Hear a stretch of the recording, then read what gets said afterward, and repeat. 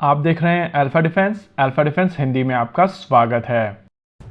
आज के इस वीडियो में हम लोग बात करेंगे इजराइल के ऊपर हुए अटैक के बारे में। अभी तक आपको ये इन्फॉर्मेशन मिल चुकी होगी कि गाजा स्ट्रिप से इजराइल के ऊपर एक बहुत बड़ा अटैक हुआ है और इसकी अगर आप फोटोग्राफ्स देखेंगे तो आपका दिल दहल जाएगा। यूट्यूब जिस तरीके का प्लेटफॉर्म है, यहाँ पर हम लोग इस तरीके की फोटोग्राफ या फुटेजेस को शेयर नहीं कर सकते हैं, लेकिन हम लोगों ने व्हाट्सएप के ऊपर अल्फा डिफेंस का चैनल बनाया हुआ है जिसका लिंक आपको डिस्क्रिप्शन में मिल जाएगा। वहां पर हम लोग ये सारी इन्फॉर्मेशन, फुटेजेस और फोटोग्राफ्स शेयर कर रहे हैं। देखिए, अगर आप इस अटैक का नेचर देखेंगे तो आपको समझ में आएगा कि ये बहुत पहले से प्लान किया हुआ वेल कोऑर्डिनेटेड एफर्ट है। यानी कि यहाँ पर केवल हमास की तरफ से अटैक नहीं किया गया है, यहाँ पर दूसरी पार्टीज इन्वॉल्व थी और ये एक बहुत ही डेस्परेट अटेम्प्ट दिखाई दे रहा है। देखिए, इजराइल के खिलाफ ये जो ऑपरेशन किया गया है, इसकी शुरुआत की गई थी रॉकेट अटैक से, और जब बहुत सारे लोग बॉम्ब शेल्टर्स में चले गए थे उसके बाद इन्वेजन हुआ है। जी हाँ, हम लोग यहाँ पर बहुत ही ज्यादा सोच समझकर इस टर्म का प्रयोग कर रहे हैं। देखिए, यहाँ पर हमास की तरफ से अलग अलग जगहों पर अलग अलग तरीकों से और बहुत ज्यादा नंबर में इन्फिल्ट्रेटर्स को इजराइल के अंदर भेजा गया था, जिसमें से बहुत सारे इन्फिल्ट्रेटर हवा के माध्यम से पैराग्लाइडर यूज करते हुए अंदर गए थे।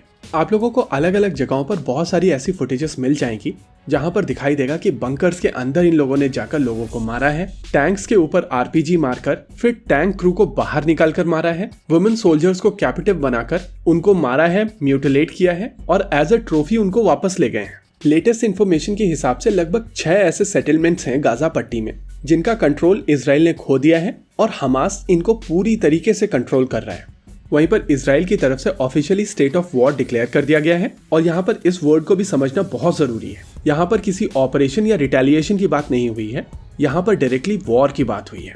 इस वॉर के दौरान इजरायली डिफेंस फोर्सेस की तरफ से जो ऑपरेशन शुरू किया गया है उसका नाम है ऑपरेशन आयरन सॉर्ड, और इस समय इजरायली एयरफोर्स के जेट्स गाजा में अलग अलग ठिकानों पर हैवी बॉम्बिंग कर रहे हैं।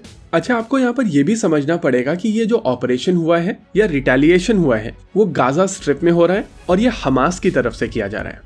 इसके रेस्पॉन्स में अब Israeli defence forces Gaza strip को बॉम्ब करेंगी और उसके खिलाफ दूसरी तरफ हिजबुल्लाह की तरफ से एक फ्रंट खोला जाएगा जिनको स्टेजिंग ग्राउंड लेबनान से मिलेगा, और ये सारा का सारा ऑपरेशन काफी हद तक ईरान की शय में हो रहा है। यहाँ पर वेपन्स, कोऑर्डिनेशन, लॉजिस्टिक्स सब कुछ ईरान की मदद से लिया जा रहा है। लेकिन अगर इजराइल की तरफ से इन रिटेलिएशन ईरान को टारगेट किया जाता है तो चीजें और ज्यादा एस्केलेट होंगी।